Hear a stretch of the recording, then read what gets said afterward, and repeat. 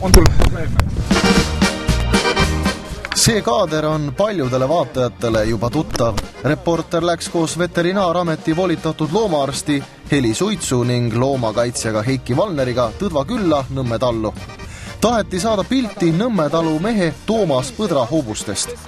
Avaliku huvi tingisid kohalikud inimesed, kes olid korduvalt loomakaitseseltsi kaevanud Nõmme talukandis hulkuvatest, ründavatest koertest ja maanteel lonkivatest hobustest. Loomakaitsja Heiki Valneri jaoks olid need kaebused aga juba kroonilised. Tema on püüdnud Toomas Põdra loomapidamist ka enne seda õnnetut kallaletungi uurida. Me tulimegi spetsiaalselt siia seoses nagu ühe hobuse kaebusega, et lõpuks peab ju peremehe kätte ka saama. Ja siis me hakkasime seda koera nagu ära ajama mööda seda metsateed, kus nägite, kus mingid torud olid pandud tee peale ette. Ja need koerad jooksid ja korraga me avastasime, et me oleme selle taluhoovis. Jõudsite sinna taluhoovi, mis vaatepilt seal avanes ja mis siis saama hakkas? No eks seal paras kolikamber oli, aga ega me ei saanud väga ringi vaadata, kuna seal korraga oli koerakarigas 3 või 4 koera. Ja nad hakkasid ründama meid. Niimoodi, et kõik see 300 meetrit me tulime selg ees tee peale ja ma võtsime veel isegi mingi roika kätte, kuna see valge koer oli eriti tige.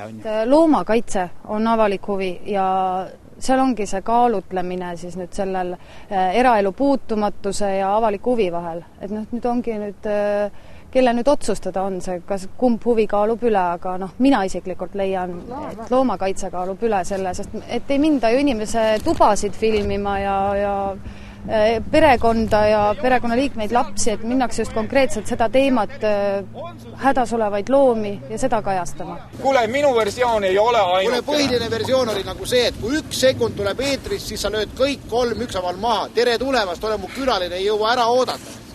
Kuule, sa ei ole minu külaline, mees.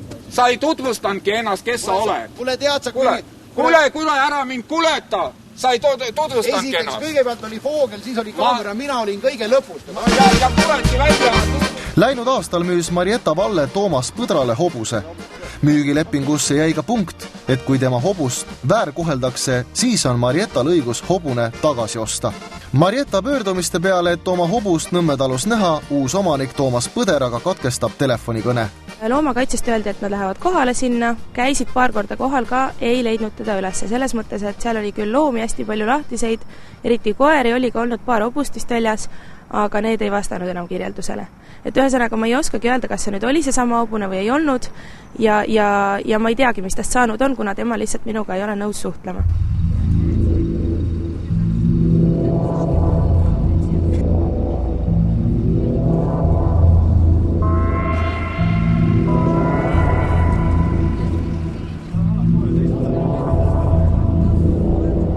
Kohalikud räägivad aga, et üks hobune jäi sealkandis auto alla.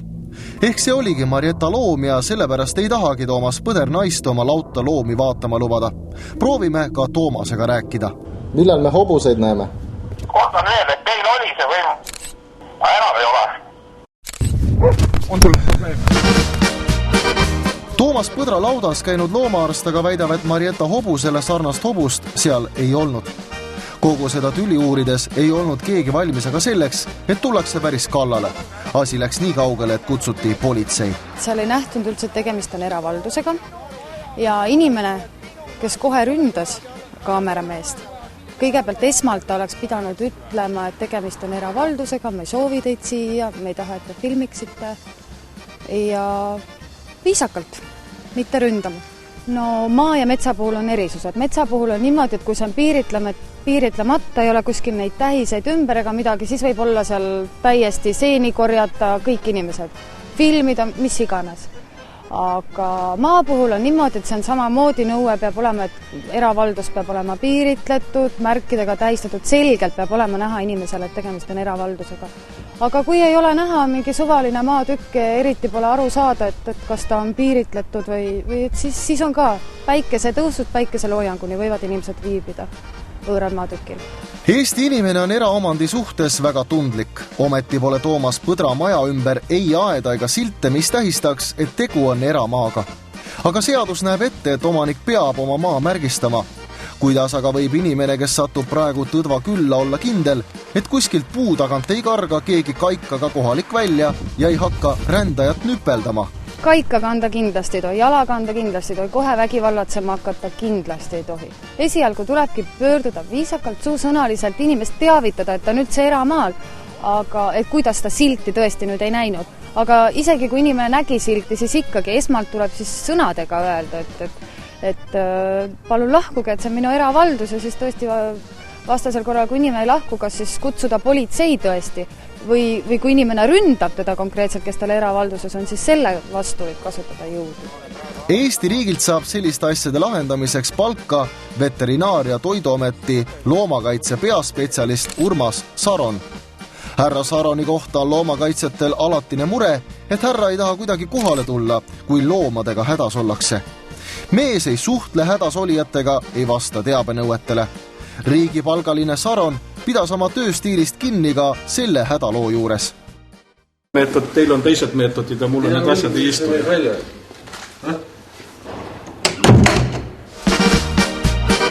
Miks mitte soe tuba, tasuta internet ja õhtul 5 paiku mõnusalt koju.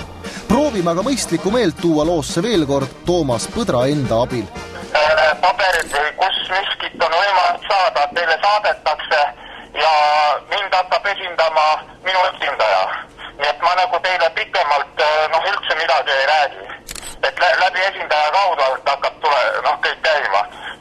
Teile võimalikult ei saadet, ei intervjuud, ei filmi ja ühesõnaga, kuna te olete algatanud kriminaalvastutuse minu vastu, siis tõenäoliselt ma ootan nüüd esimest kutset meie kuhugi kohta, ja eks siis näis seda edasi.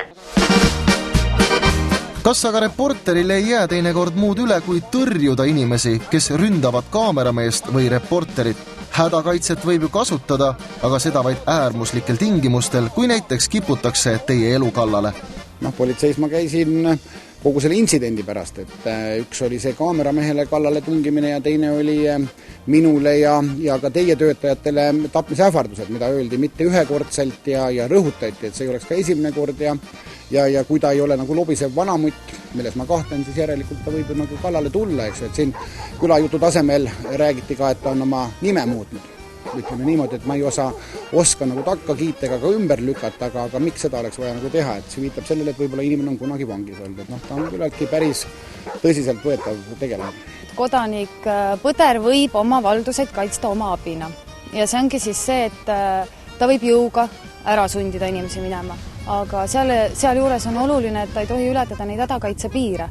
Ja hädakaitsepiiride ületamine, see on karistusseadustikus, see on kõik täiesti täpselt välja toodud ja seal tulebki hinnata seda ohtu sinule endale, sinu perele, et selles mõttes kohe vägivaldselt kallale tungida inimesele, kui ta ei tea, et inimene suudab hinnata, kas see on oht tema perekonnale, kes keegi tungib kallale, kas see on varas, aga antud juhul oli tegemist reporteriga, veterinaaраmetnikega, loomakaitsetegelastega, et need isikud kohe kindlasti ei kujuta temale ohtu ja tema tervisele, tema perekonnale ja nii edasi, et selles mõttes ta ületas hädakaitsepiire, kui ta ründas kaamerameest.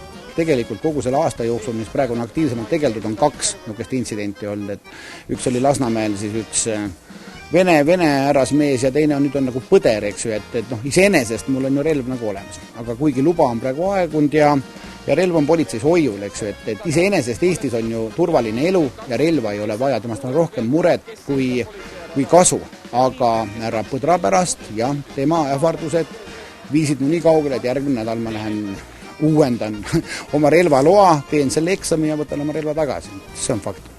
Ja tuledki välja, tutvustad ennast. Mind ei huvitagi, kes sa oled või ei ole. See on sinu versioon ja ära tule kuletama, ma ütlen sulle veel. Mingi metsavend hakkab rusikatega veekima. Tule ära kuleta mu sita hunniku tugirais.